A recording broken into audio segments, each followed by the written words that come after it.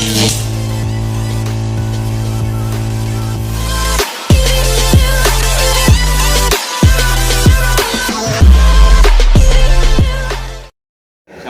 warahmatullahi wabarakatuh. Oke, berikutnya saya di sini akan menyampaikan 5 judul studi Al-Quran. Langsung saja. Judul yang pertama, peran keluarga dalam mengajarkan Al-Quran kepada anak sejak dini. Peran keluarga dalam mengajarkan Al-Quran kepada anak sejak dini itu sangat penting dalam keluarga. Keluarga ini merupakan lingkungan pertama bagi anak kita atau anak dalam mempelajari Al-Quran. Keluarga ini disebut juga sebagai gurula, karena mereka mengenalkan huruf hijaiyah, mengajarkan cara membaca dan mempelajari Al-Quran. Selain itu, keluarga juga menanamkan nilai-nilai moral dan akhlak yang terkandung dalam Al-Quran. Oke, masuk judul yang kedua. Judul yang kedua itu etika lingkungan dalam Al-Quran. Etika lingkungan dalam Al-Quran menekankan bahwa manusia adalah khalifah atau penjaga di bumi yang bertanggung jawab menjaga keseimbangan alam. Al-Quran juga mengajarkan kita untuk tidak merusak hutan, tidak mencemari air, dan tidak mengeksploitasi hutan secara berlebihan.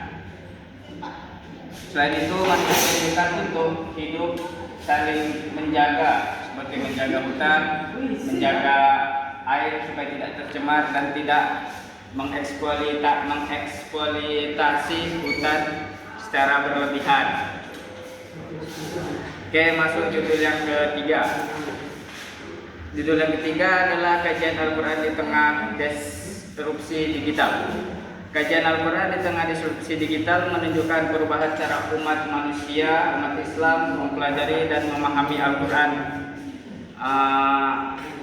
saat ini. Akses terhadap tafsir, terjemahan, dan pembelajaran semakin mudah melalui aplikasi, media sosial, platform, atau media digital lainnya.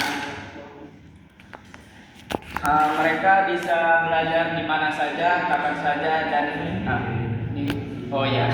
di mana saja, kapan saja.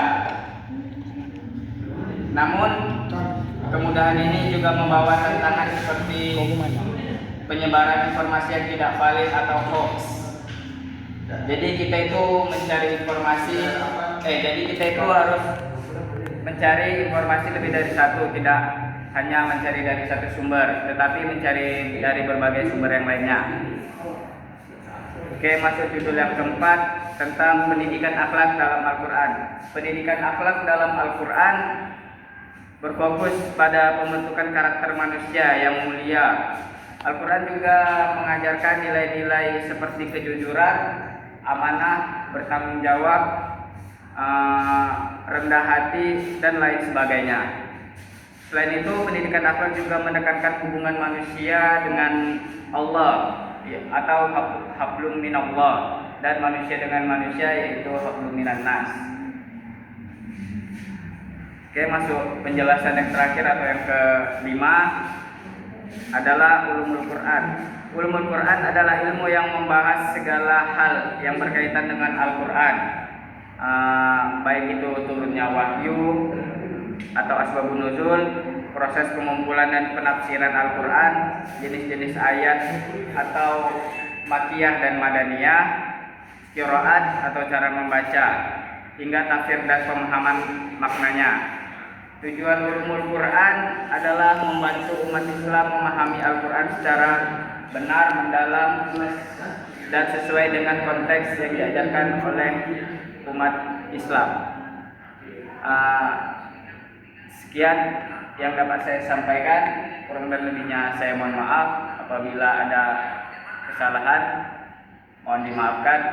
Apabila ada yang ingin bertanya, boleh ditanyakan. 3. Apakah pembagian makiyah dan madaniyah masih relevan dalam memahami konteks sosial saat itu?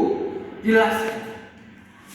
Karena saya ingin bertanya, bagaimana pengaruh perkembangan digital terhadap kajian ulumul Quran? 3. Saya ingin bertanya, Apakah semua orang boleh menafsirkan Al-Quran secara mandiri? Berikan alasannya. Baiklah, di sini saya akan menjawab pertanyaan-pertanyaan dari teman-teman saya. Pertanyaan pertama, apakah pembagian makiyah dan madaniyah masih relevan dan memahami konteks sosial saat ini? Coba jelaskan.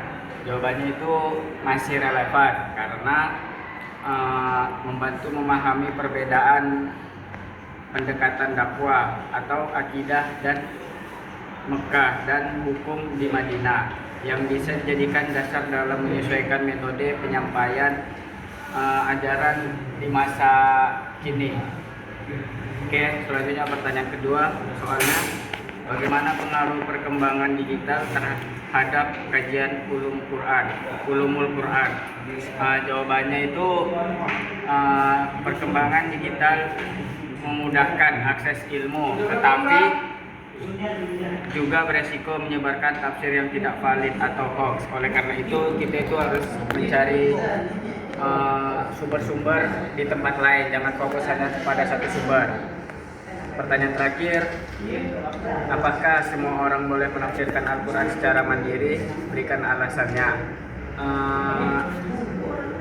Apa tidak sepenuhnya, karena tafsir membutuhkan ilmu pendukung seperti bahasa Arab, ulumul Quran, dan metodologi tafsir. Tanpa itu penafsiran bisa subjektif dan menyesatkan bagi yang mencarinya. Sekian yang dapat saya sampaikan. Kalau lebihnya saya mohon maaf. Assalamualaikum warahmatullahi wabarakatuh. Labana al Yaw